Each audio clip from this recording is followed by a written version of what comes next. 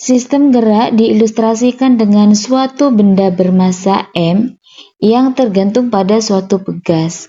Ditunjukkan pada gambar 1. Pemodelan sistem gerak yang didasarkan pada hukum Newton 2. Bisa diperhatikan gambarnya. Nah, ini gambar yang pertama itu menunjukkan pegas dalam kondisi awal sebelum ada gaya yang bekerja. Artinya, pegas ini belum memanjang ataupun memendek. Belum ada benda yang digantung pada pegas atau belum ada tarikan yang mempengaruhi. Dan titik ini disebut kondisi referensi atau posisi alami pegas.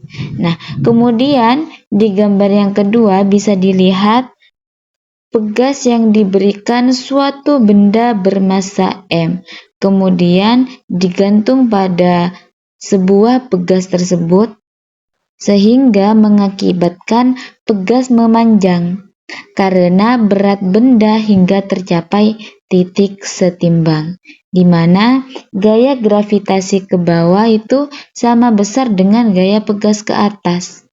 Nah, panjang tambahan pegas itu disebut dengan delta L.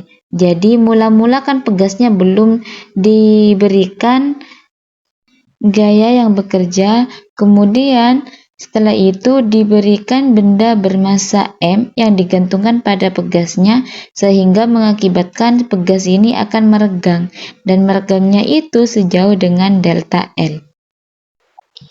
Gerak benda pegas dianalisis menggunakan hukum Newton kedua yang berbunyi jika gaya resultan F bekerja pada suatu benda dengan massa M adalah bukan 0, maka benda tersebut akan mengalami percepatan dengan arah yang sama dengan gaya.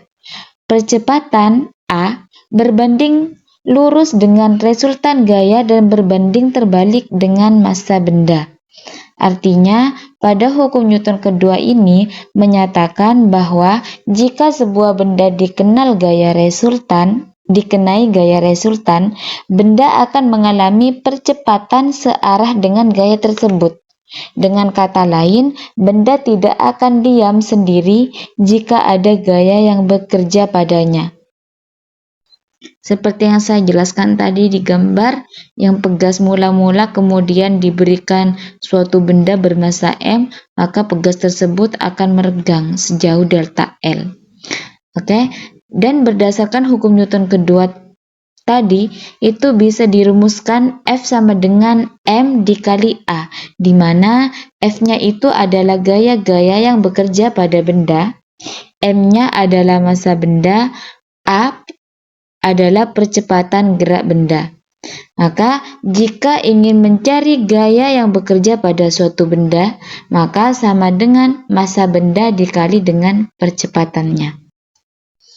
Kemudian hukum Hooke. Gaya pembalik F dari sebuah pegas adalah setimbang dan berlawanan dari gaya-gaya yang diberikan pada pegas tersebut dan proporsional terhadap perpanjangan atau pengerutan L dari pegas tersebut sebagai akibat dari gaya yang diberikan. Artinya F sama dengan min K delta L, di mana K melambangkan konstanta proporsionalitas yang umumnya disebut dengan konstanta pegas. Jadi, benda yang digantung pada pegas akan mengalami gaya pegas, dan gaya ini mengikuti hukum Hooke. Oke, kita akan membahas ini rumusnya. F itu adalah gaya yang diberikan pegas pada benda. Nah, kemudian sama dengan min, tanda negatif. Itu menunjukkan bahwa arah gaya pegas selalu berlawanan dengan arah simpangan benda. Jadi, jika benda ditarik ke bawah, maka pegasnya akan menariknya ke atas. Kemudian, K itu adalah konstanta pegas yang menunjukkan seberapa kaku atau elastis pegas itu. Jadi semakin besar nilai K, maka semakin kaku pegas. Dan delta L itu adalah perubahan panjang pegas dari posisi setimbang yang menunjukkan seberapa jauh benda ditarik atau ditekan. Gaya-gaya yang bekerja pada benda yang bergantung pada pegas. Yang pertama, gaya tarik gravitasi benda. Dirumuskan dengan gaya tarik gravitasi benda sama dengan massa benda dikali gravitasi bumi. Seperti gambar di samping, semakin berat massa benda, maka semakin besar pula gaya tarik gravitasi benda tersebut. Nah, arah gaya ini ke bawah karena pengaruh gravitasi. Gaya ini sering disebut sebagai berat benda. Yang kedua, gaya pembalik yang diberikan hukum Hooke. Dirumuskan gaya pegas sama dengan min. Kenapa min? Karena pegasnya ditarik ke bawah, maka arah gayanya itu ke atas. Tapi jika pegas ditekan, maka posisinya itu positif, gayanya ke bawah. Min KY itu konstanta pegas sama posisi pegas dikurangi delta L. Delta L itu perubahan panjang pegas, seperti gambar yang di samping itu. Yang ketiga, gaya redam. Dirumuskan gaya redam sama dengan min R dikali dy per dt. R itu konstanta redam, terus dikali dengan kecepatan benda. Jika R-nya itu lebih besar 0, sistem disebut sistem teredam atau dampened system. Tapi jika R-nya itu sama dengan 0, sistem disebut sistem tak teredam atau undampened system. Yang keempat, gaya eksternal. Dirumuskan Fe gaya eksternal sama dengan Ft. Itu arah gaya dapat ke atas atau ke bawah. Penerapan gaya ini langsung pada benda atau pegas, seperti gambar yang di samping itu pada skok belakang mobil. Berdasarkan hukum Newton 2 persamaan 1, F sama dengan M kali A, dengan F adalah gaya-gaya yang bekerja pada benda, dan A sama dengan D kuadrat Y per dt kuadrat adalah percepatan benda, sehingga sigma F sama dengan M kali A. Fg ditambah Fs ditambah Fr ditambah Fe sama dengan M dikali D kuadrat Y per dt kuadrat. Lalu kita substitusikan. Fg itu kan M kali G ditambah Fs itu kan min K dikali Y plus delta L ditambah Fr itu kan min R dikali dy per dt ditambah Fe itu kan Ft sama dengan M dikali D kuadrat Y per dt kuadrat. Fg itu kan sama dengan K dikali delta L, sehingga K dikali delta L min K dikali Y itu kan min KY, min K dikali delta L itu kan min K dikali delta L, min R dikali dy per dt plus Ft sama dengan M dikali D kuadrat Y per dt kuadrat. K dikali delta L min K dikali delta L itu kan 0, jadi min KY min R dikali dy per dt plus Ft sama dengan M D kuadrat Y per dt kuadrat. Ft sama dengan M dikali D kuadrat Y per dt kuadrat plus KY plus R dikali dy per dt itu sama-sama dikali dengan 1 per M, sehingga Ft sama dengan D kuadrat Y per dt kuadrat ditambah R per M dikali dy per dt plus K per MY sama dengan 1 per M, itu persamaan 6. Persamaan 6 ini menghasilkan persamaan diferensial order 2 yang menggambarkan sistem gerak benda pada pegas. Jika Ft sama dengan 0 atau tanpa gaya eksternal, sistem disebut gerak bebas. Jika Ft tidak sama dengan 0, disebut sistem gerak paksa. Jika R sama dengan 0, maka sistem disebut sistem tak teredam. Dan jika R tidak sama dengan 0, maka sistem disebut sistem teredam. Selanjutnya saya akan menjelaskan tentang sistem massa tak teredam, di mana Ft-nya sama dengan 0, R-nya sama dengan 0. Model sistem gerak tak teredam seperti persamaan di atas, persamaan 6 di atas, Ft sama dengan D kuadrat Y per dt kuadrat plus R per M dikalikan dengan dy per dt plus K per M dikalikan dengan Y sama dengan 1 per M. Nah, kemudian kita substitusikan Ft sama dengan 0 dan R-nya sama dengan 0 ke persamaan 6 tersebut. Sehingga kita dapat Ft sama dengan d kuadrat y per dt kuadrat plus R-nya sama dengan 0, kita substitusikan 0 per M dikalikan dy per dt plus k per M y sama dengan 1 per M. Sehingga 0 per M itu kan dikalikan dy per dt hasilnya 0. Nah, tinggal d kuadrat y per dt kuadrat plus k per M dikalikan dengan y sama dengan 0. Dengan omega sama dengan akar k per M, sehingga kita peroleh d kuadrat y per dt kuadrat plus omega kuadrat y sama dengan 0. Kita sebut persamaan 7. Jadi, persamaan karakteristik PD di atas adalah M kuadrat plus omega kuadrat sama dengan 0. Akar-akar persamaan karakteristiknya adalah M12 sama dengan plus minus omega. Sehingga PUPD yang menggambarkan gerak benda adalah YH dalam kurung T sama dengan C1 cos omega T plus C2 sin omega T.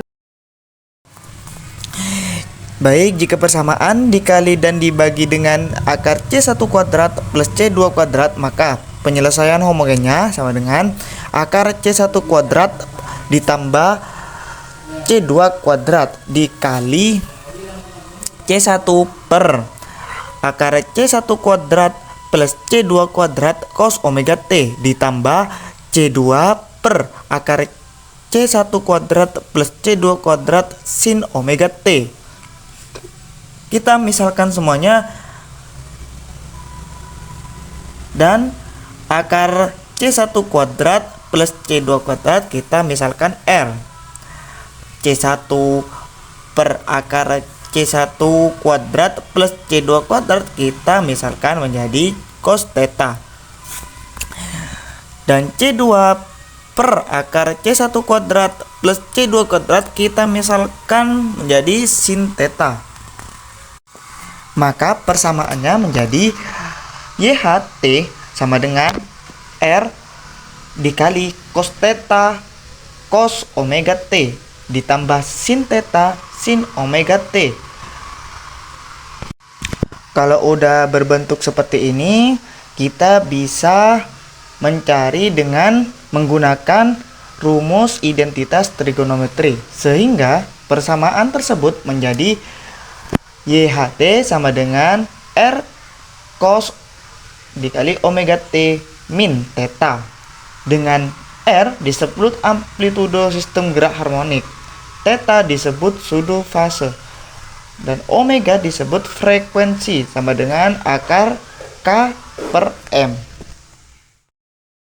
Selanjutnya yaitu sistem gerak bebas teredam dengan gaya eksternal pada saat T sama dengan 0 dan redamannya tidak sama dengan 0. Diperoleh persamaan karakteristik dari model sistem gerak bebas teredam, yaitu percepatan benda ditambah dengan redaman dibagi massa benda di dot produkkan dengan kecepatan benda ditambah dengan konstanta pegas dibagi dengan massa benda dikalikan Y sama dengan 0. Dapat dilihat dari gambar grafik di samping bahwa benda tetap berayun tetapi makin lama makin kecil. Mengilustrasikan gerak benda pada sistem pegas bebas teredam akan diuraikan menjadi 3 kasus.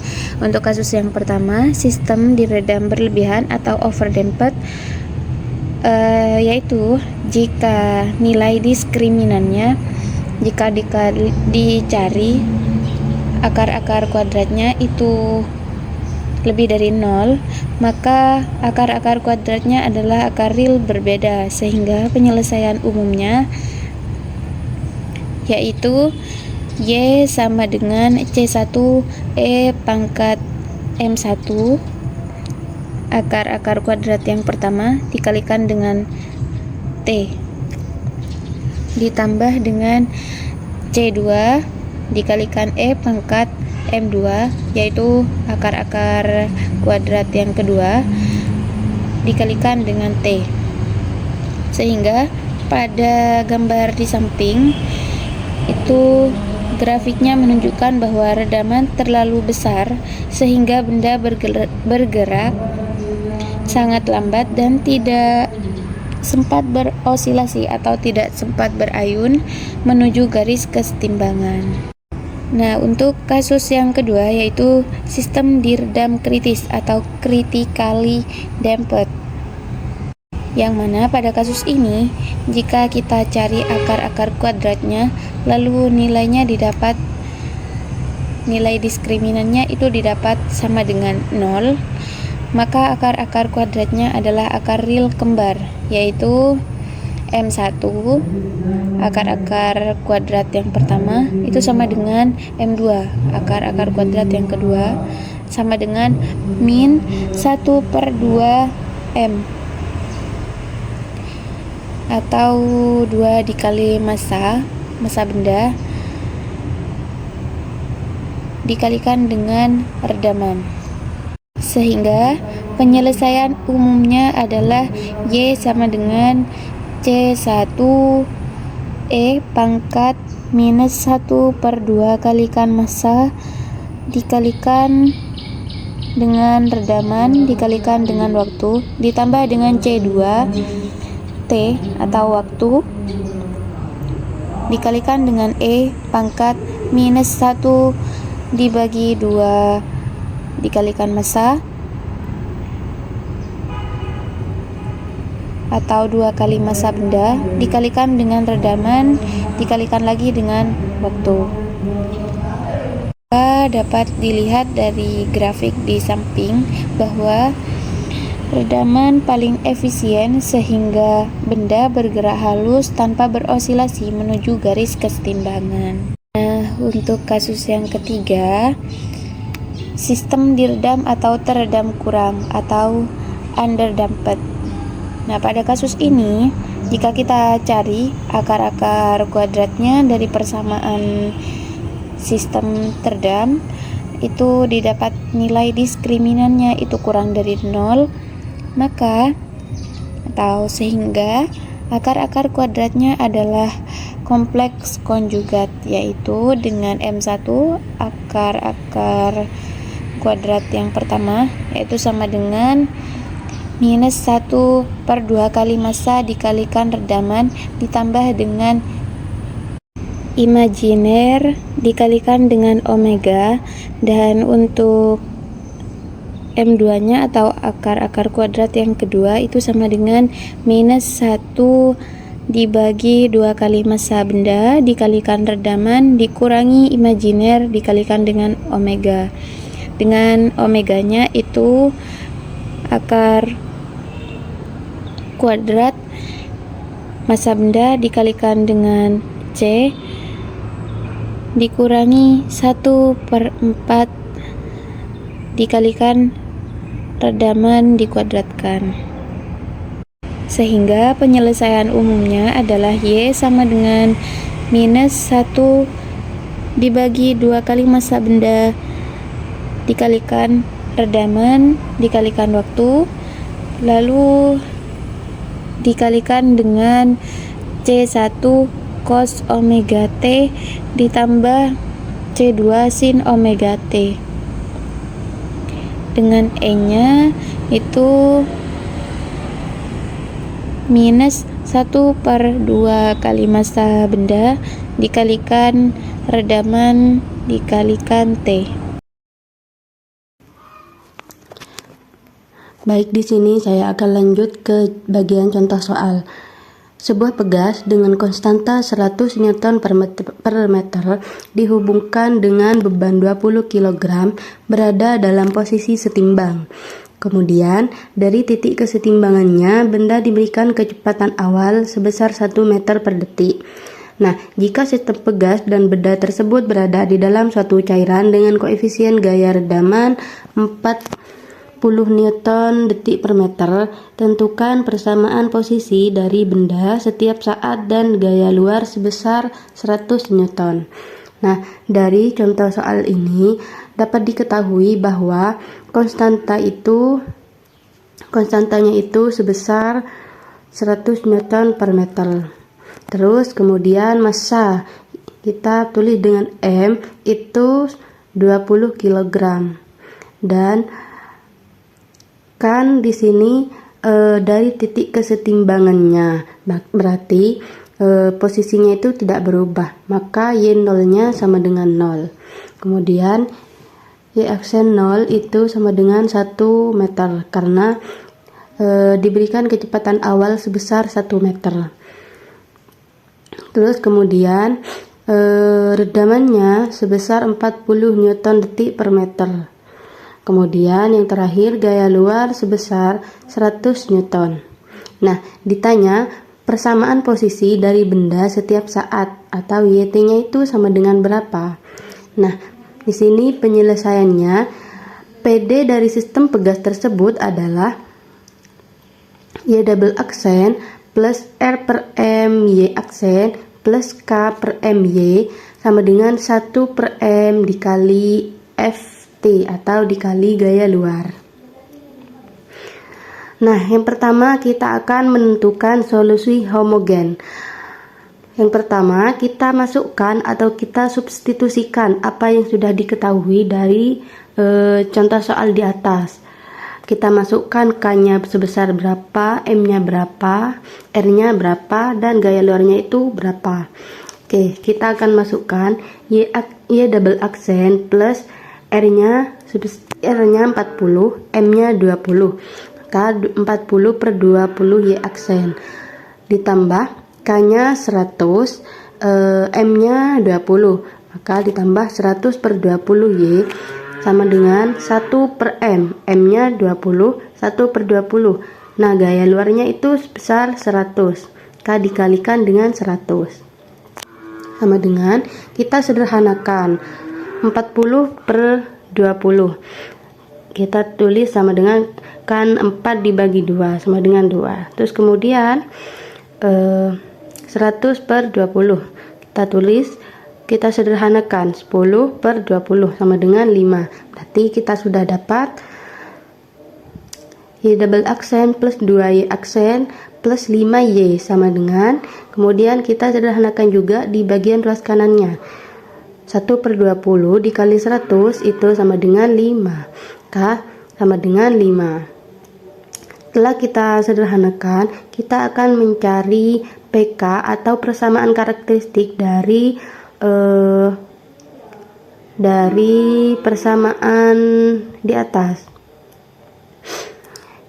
Yaitu kita menemukan M kuadrat plus 2M plus 5 sama dengan 0. Kita akan sama dengankan dengan 0 terlebih dahulu karena kita akan mencari solusi yang homogen. Terus setelah diketahui PK-nya, kita akan mencari akar-akar karakteristik. Akar-akar karakteristiknya kita tidak bisa menggunakan pemfaktoran biasa.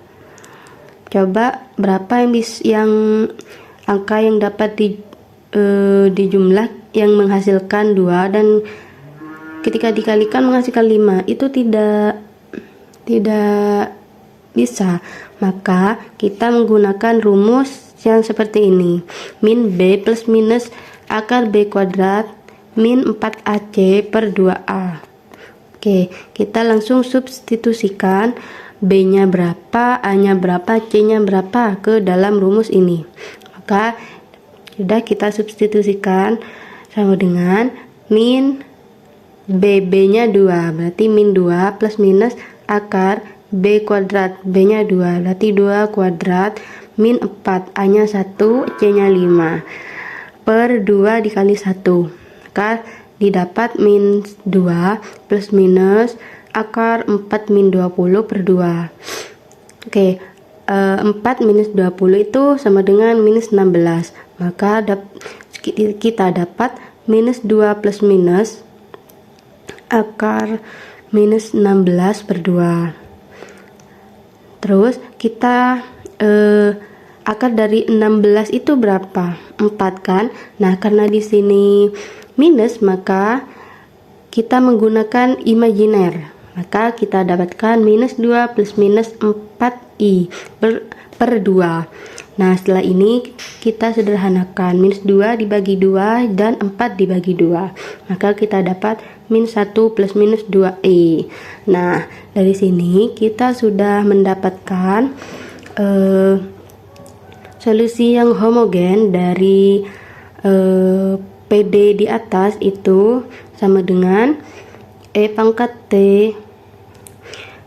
C1 cos 2T plus C2 sin 2T. Nah, ini merupakan akar kompleks konjugat. Jadi, E pangkat min T ini adalah E pangkat bilangan realnya. Kemudian yang kedua, yang C1 dan C2-nya ini adalah bilangan imajinernya.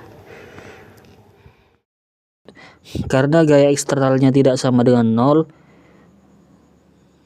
maka PD dari sistem pegas tersebut berupa PD linear order 2 non homogen, sehingga YT sama dengan Y homogen ditambah Y partikulir.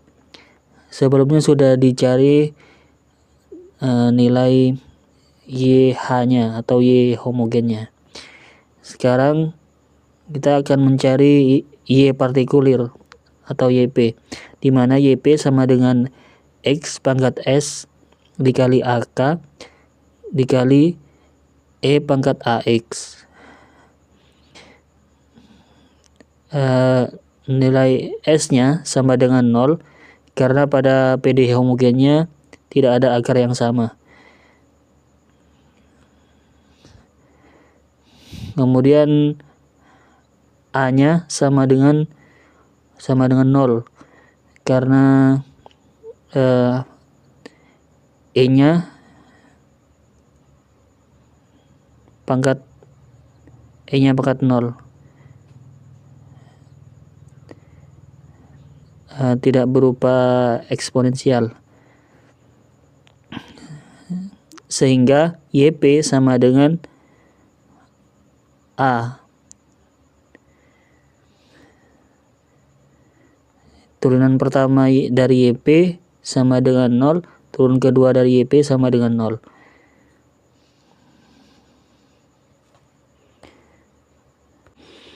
Selanjutnya, substitusikan nilai tersebut ke dalam PD linear order 2 non homogen.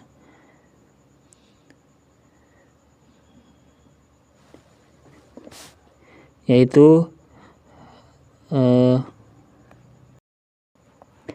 Y double aksen ditambah 2 kali Y aksen ditambah 5Y sama dengan 5. Y double aksennya sama dengan 0, Y aksennya sama dengan 0, sehingga 5A sama dengan 5. A sama dengan 5 per 5 sama dengan 1.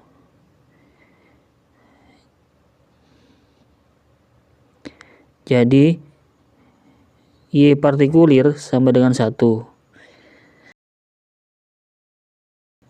Sehingga YT sama dengan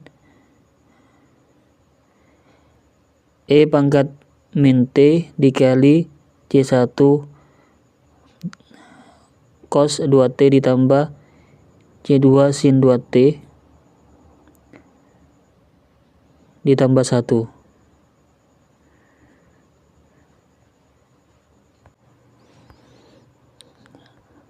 Lalu turunkan YT terhadap T.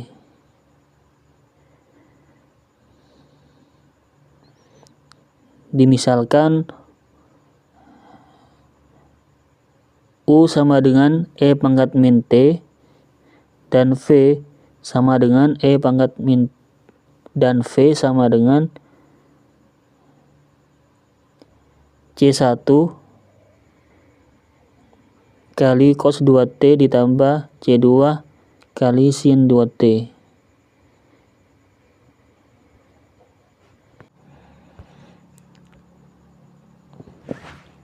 sehingga U aksen sama dengan min E pangkat min T.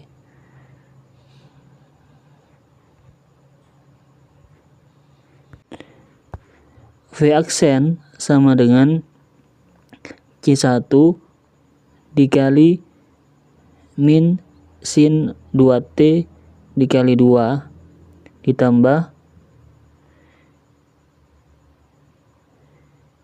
C2 dikali cos 2T dikali 2 sehingga E aksen T sama dengan min E pangkat min T dalam kurung C1 dikali cos 2T ditambah C2 sin 2T tutup kurung ditambah E pangkat min T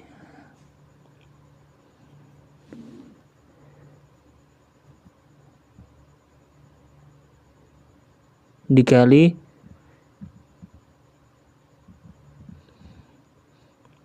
C1 kali min sin 2T dikali 2 ditambah C2 cos 2T dikali 2. Untuk mencari C1 dan C2 menggunakan syarat awal. Yang pertama, kita cari C1 menggunakan syarat awalnya yaitu Y0 sama dengan 0. Lalu substitusikan ke penyelesaian umum yang pertama. Maka hasilnya adalah 0 sama dengan E pangkat min T dikalikan C1 kali cos 2 kali 0 ditambah C2 sin 2 kali 0 ditambah 1. Kemudian hasilnya 0 sama dengan 1 kali C1 dikali 1 ditambah C2 kali 0 ditambah 1. Kemudian hasilnya karena C2 dikalikan 0 sama dengan 0, maka 0 sama dengan C1 ditambah 1. Kemudian dipindah ruas, C1 sama dengan min 1. Kemudian kita bisa mencari C2 karena C1 tadi sudah ditemukan hasilnya min 1, maka kita gunakan kembali syarat awalnya Y aksen 0 itu sama dengan 1, maka kita bisa langsung substitusikan. 1 sama dengan min E pangkat min 0 dikalikan min 1 cos 2 kali 0 ditambah C2 kali sin 2 kali 0 ditambah min E pangkat min 0 dikali min 1 dikali min sin 2 kali 0 dikali 2 ditambah C2 cos 2 kali 0 kali 2. Kemudian hasilnya 1 sama dengan min 1 kali min 1 cos 0 ditambah cos 2 sin 0 ditambah 1 dikali min 1 kali min sin 0 kali 2 ditambah C2 dikali cos 0 dikali 2. Karena cos 1 itu sama dengan 1 dan sin 0 itu sama dengan 0, maka kita bisa langsung substitusikan lagi. Dengan hasil 1 sama dengan 1 dikali min 1 dikali 1 ditambah C2 kali 0 ditambah 1 dikali min 1 dikali 0 dikali 2 ditambah C2 kali 1 kali 2. Kemudian hasilnya 1 sama dengan min 1 dikali min 1 ditambah 0 ditambah 1 dikali min 0 ditambah C2 kali 2. 1 sama dengan 1 ditambah C2 dikali 2, maka hasilnya kita bisa pindah ruas satunya ke sisi sebelah kiri. Jadi 1 dikurang 1 sama dengan C2 kali 2. Karena 1 dikurang 1 maka hasilnya 0. Kemudian C2 kali 2 hasilnya tetap C2. Kemudian 2 bisa dipindah ruas ke sama dengan 0-nya. Jadi 0 per 2, maka hasilnya 0 sama dengan C2. Karena C1 hasilnya adalah min 1 dan C2 hasilnya adalah sama dengan 0, maka kita bisa langsung substitusikan ke penyelesaian umumnya,